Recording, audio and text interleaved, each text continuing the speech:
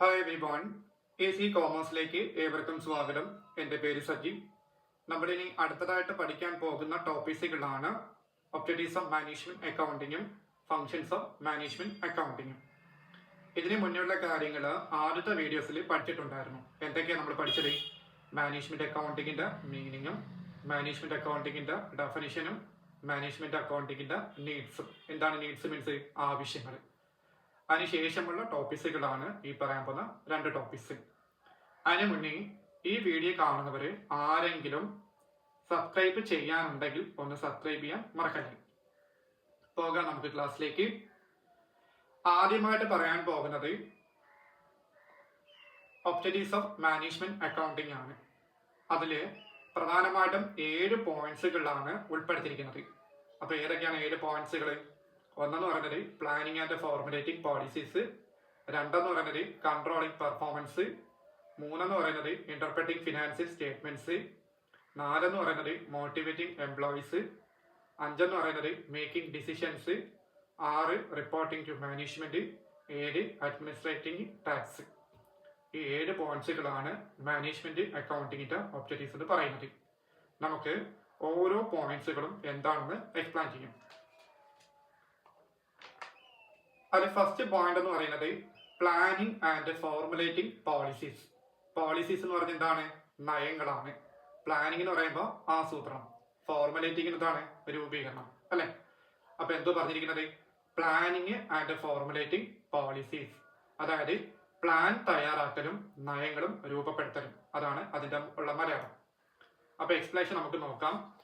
Management accounting provides relevant and useful information that helps managers prepare effective plans and policies. Management accounting provides relevant and useful. എന്താണ് relevant എന്ന് പറഞ്ഞാൽ? അനുയോജ്യമായത് അല്ലെങ്കിൽ ഉചിതമായത്. Useful means എന്ന് പറഞ്ഞാൽ എന്താണ്? ഉപകാരപ്രദമായ അല്ലെങ്കിൽ ഫലപ്രദമായ. Management accounting provides relevant and useful information that helps managers prepare effective plans and policies. അതായത് മാനേജ്മെന്റ് അക്കൗണ്ടിങ് മാനേജർമാർക്ക് ഫലപ്രദമായ പ്ലാനുകളും പോളിസികളും തയ്യാറാക്കാൻ സഹായിക്കുന്ന വിധത്തിൽ അനുയോജ്യവും ഉപകാരപ്രദവുമായ വിവരങ്ങൾ നൽകുന്നു എന്നതാണ്. മാനേജ്മെന്റ് അക്കൗണ്ടിങ് മാനേജർമാർക്ക് ഫലപ്രദമായ പ്ലാനുകളും പോളിസികളും തയ്യാറാക്കാൻ സഹായിക്കുന്ന വിധത്തിൽ അനുയോജ്യവും ഉപകാരപ്രദവുമായ വിവരങ്ങൾ നൽകുന്നു എന്നതാണ്. അതുമല്ല, it helps in forecasting future trend. ഭാവിയിൽ എന്തൊക്കെ സംഭവിക്കാമെന്നും പ്രവചിക്കാൻ ഇത് സഹായിക്കും. Techniques such as regression analysis and time series analysis are used. Regression അനാലിസിസും ടൈം സീരീസ് അനാലിസിസും നമ്മൾ ഒന്നാമത്തെ സെമസ്റ്ററിൽ സ്റ്റാറ്റിസ്റ്റിക്സ് ആൻഡ് മാത്തമാറ്റിക്സിനകത്ത് ഓരോ യൂണിറ്റുകളായിട്ട് പഠിക്കാനുണ്ടായിരുന്നു. റിഗ്രഷൻ അനാലിസിസും ടൈം സീരീസും. അപ്പൊ നമുക്ക് ഇവിടെ ഡീപ്പായിട്ട് പറയേണ്ട കാര്യമില്ല, നമ്മൾ ജസ്റ്റ് പോയിന്റ് മാത്രം പറഞ്ഞാൽ മതി. അപ്പൊ എന്തോ പറഞ്ഞിരിക്കുന്നത്? റിഗ്രഷൻ അനാലിസിസും ടൈം സീരീസ് അനാലിസിസ് പോലുള്ള സാങ്കേതിക വിദ്യകൾ ഉപയോഗിക്കുന്നു എന്നതാണ്. The aim is to ensure that the organization can achieve its goals. എന്താണ് ഈ ഗോൾസ് എന്ന് പറഞ്ഞാൽ? ലക്ഷ്യമാണ്. അച്ചീവ് മീൻസ് എന്താണ്? നേടുക. എൻഷുർ മീൻസ് ഉറപ്പുവരുത്തുക, അല്ലെ? അപ്പൊ എന്തോ പറഞ്ഞിരിക്കുന്നത്? സ്ഥാപനത്തിന് തന്റെ ലക്ഷ്യങ്ങൾ നേടാൻ കഴിയുമെന്നതാണ് പ്രധാന എയിം എന്ന് പറയുന്നത്. ഇതാണ് ഒന്നാമത്തെ പോയിന്റ് പറഞ്ഞിരിക്കുന്നത്. ഇനി അടുത്ത പറയുന്നതാണ് രണ്ടാമത്തെ പോയിന്റ് ആണ് കൺട്രോളിംഗ് പെർഫോമൻസ്. പെർഫോമൻസ് മീൻസ് എന്താണ്? പ്രകടനം. കൺട്രോളിംഗ് മീൻസ് നിയന്ത്രിക്കുക. അപ്പൊ അതിനകത്ത് എന്താ പറയുന്നത്? To make sure the organisation is working efficiently, control is necessary. To make sure the organisation is working efficiently, control is necessary. സ്ഥാപനം ശരിയായി കാര്യക്ഷമമായി പ്രവർത്തിക്കണമെങ്കിൽ കൺട്രോള് ആവശ്യമാണ്. സ്ഥാപനം ശരിയായി കാര്യക്ഷമമായി പ്രവർത്തിക്കണമെങ്കിൽ കൺട്രോള് അത്യാവശ്യമാണ്. Management accounting provides tools such as. Management accounting സഹായിക്കുന്ന ചില ടൂൾസുകളാണ് താഴെ പറയുന്നത്. അതിൽ ആദ്യത്തെ 2 ടൂൾസ് നമ്മൾ കഴിഞ്ഞ വീഡിയോക്കകത്ത് പഠിച്ചിട്ടുണ്ടായിരുന്നു. ഒന്നെന്ന് പറഞ്ഞാൽ ബജറ്ററി കൺട്രോളും, 2 സ്റ്റാൻഡേർഡ് കോസ്റ്റിംഗും, 3rd മാനേജ്മെന്റ് ഓഡിറ്റും. ഈ 3 കാര്യങ്ങളാണ് മാനേജ്മെന്റ് അക്കൗണ്ടിങ്ങിനെ സഹായിക്കുന്ന ടൂൾസ്. ടൂൾസ് എന്ന് പറഞ്ഞാൽ ഉപകരണങ്ങൾ. അതുമല്ല, Reports are given to management about the proper use of resources and whether activities are going according to plan. Reports are given to management about the proper use of resources and whether activities are going according to plan. വിഭവങ്ങളുടെ ശരിയായ ഉപയോഗത്തെക്കുറിച്ചും, resource means എന്താണ്? വിഭവങ്ങളാണ്. വിഭവങ്ങളുടെ ശരിയായ ഉപയോഗത്തെക്കുറിച്ചും പ്രവർത്തനങ്ങൾ plan പ്രകാരം നടത്തുന്നുണ്ടോ എന്നതിനെക്കുറിച്ചും മാനേജ്മെന്റിന് റിപ്പോർട്ടുകൾ നൽകുന്നു എന്നതാണ്. വിഭവങ്ങളുടെ ശരിയായ ഉപയോഗത്തെക്കുറിച്ചും പ്രവർത്തനങ്ങൾ പ്ലാൻ പ്രകാരം നടക്കുന്നുണ്ടോ എന്നതിനെക്കുറിച്ചും മാനേജ്മെന്റിന് റിപ്പോർട്ടുകൾ നൽകുന്നു എന്നതാണ്.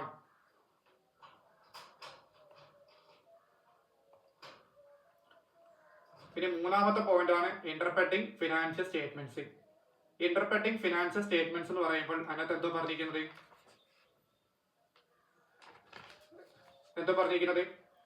one of the key roles of management accounting is to collect and analyze accounting data.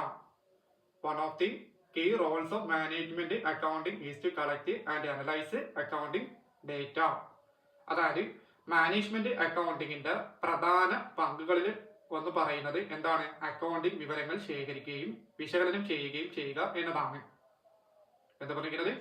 Management അക്കൗണ്ടിങ്ങിന്റെ പ്രധാന പങ്ക് എന്ന് പറയുന്നത് അക്കൗണ്ടിംഗ് വിവരങ്ങൾ കളക്ട് ചെയ്യുകയും അനലൈസ് ചെയ്യുകയും ചെയ്യുന്നതാണ്. The information is presented in a way that helps management in planning and decision making. The information is presented in a way that helps management in planning and decision making. അതോടൊപ്പം തന്നെ ആസൂത്രണത്തിലും, planning means എന്താണ്? ആസൂത്രണത്തിലും decision മേക്കിങ്ങിലും, തീരുമാനമെടുക്കലിലും മാനേജ്മെന്റിനെ സഹായിക്കുന്ന രീതിയിലാണ് വിവരങ്ങൾ അവതരിപ്പിക്കുന്നത്. പ്ലാനിങ്ങിലും decision മേക്കിങ്ങിലും മാനേജ്മെന്റിനെ സഹായിക്കുന്ന രീതിയിലാണ് ഇൻഫർമേഷൻ പ്രസന്റ് ചെയ്യുന്നത്. Common tools used include. സാധാരണയായി ഉപയോഗിക്കുന്ന ടൂൾസുകളിൽ ഇവ പറയുന്നവയാണ്. ഇത് ഓരോന്നും എന്താണെന്നും നമ്മൾ ഓരോ യൂണിറ്റ്സുകളായിട്ട് പഠിക്കേണ്ടതുണ്ട്. അപ്പൊ എന്തൊക്കെയാണ്? Cash flow statements, fund flow statements, ratio analysis, trend analysis, comparative finance statements. ഇത് ഓരോ യൂണിറ്റ്സുകളായിട്ട് പഠിക്കേണ്ടതുണ്ട്. ഇത് പ്രോബ്ലം ആണ്, ഇത് എളുപ്പമാണ്.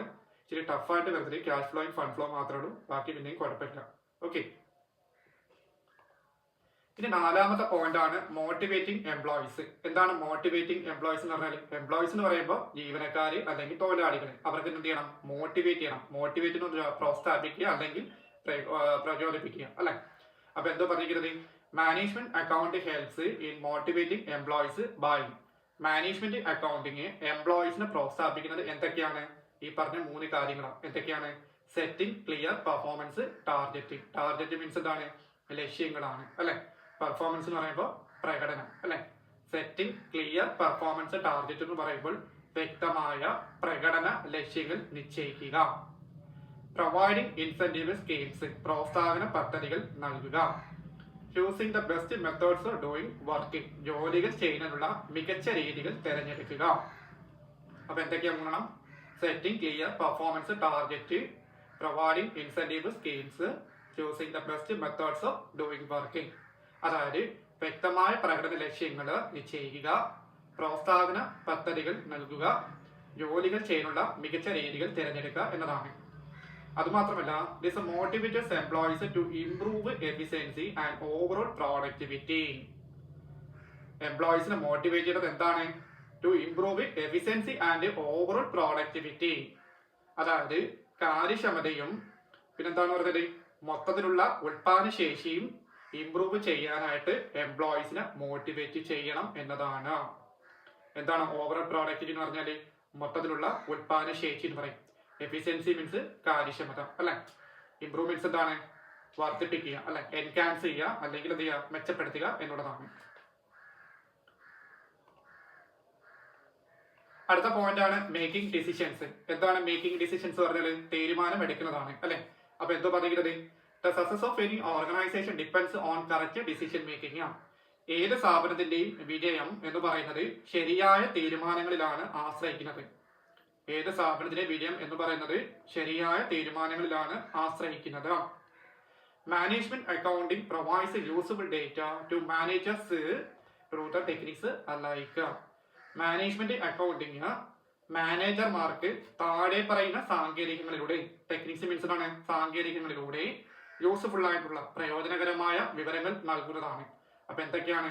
ഡിഫറൻഷ്യൽ കോസ്റ്റിങ്ങും അബ്സോർപ്ഷൻ കോസ്റ്റിങ്ങും ആൻഡ് മാർജിനൽ കോസ്റ്റിങ്ങും. മാനേജ്മെന്റ് അക്കൗണ്ടിങ് മാനേജർമാർക്ക് താഴെ പറയുന്ന ടെക്നിക്സുകളിലൂടെ യൂസ്ഫുൾ ആയിട്ടുള്ള വിവരങ്ങൾ നൽകുന്നു എന്നതാണ്. അപ്പൊ എന്തൊക്കെയാണ് യൂസ്ഫുൾ ആയിട്ടുള്ള വിവരങ്ങൾ? ഡിഫറൻഷ്യൽ കോസ്റ്റിങ്ങും അബ്സോർപ്ഷൻ കോസ്റ്റിങ്ങും ആൻഡ് മാർജിനൽ കോസ്റ്റിങ്ങും.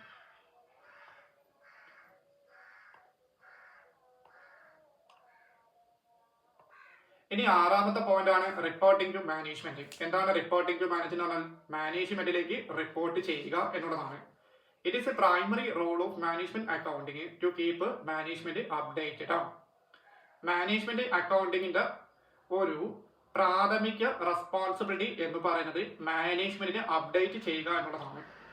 മാനേജ്മെന്റ് അക്കൗണ്ടിങ്ങിന്റെ പ്രൈമറി റെസ്പോൺസിബിലിറ്റി എന്ന് പറയുന്നത് മാനേജ്മെന്റിനെ അപ്ഡേറ്റ് ചെയ്യുക എന്നതാണ്. അപ്പൊ എന്തൊക്കെയാണ് ചെയ്യേണ്ടത്? Provides reports about company performance, കമ്പനിയുടെ പ്രകടനത്തെ കുറിച്ചുള്ള റിപ്പോർട്ടുകൾ നൽകുന്നു. Gives information about different departments, വിവിധ ഡിപ്പാർട്ട്മെന്റുകളെ കുറിച്ചുള്ള വിവരങ്ങൾ നൽകുന്നു. Helps in making timely decisions, സമയബന്ധിതമായ തീരുമാനം എടുക്കുന്നതിൽ സഹായിക്കുന്നു.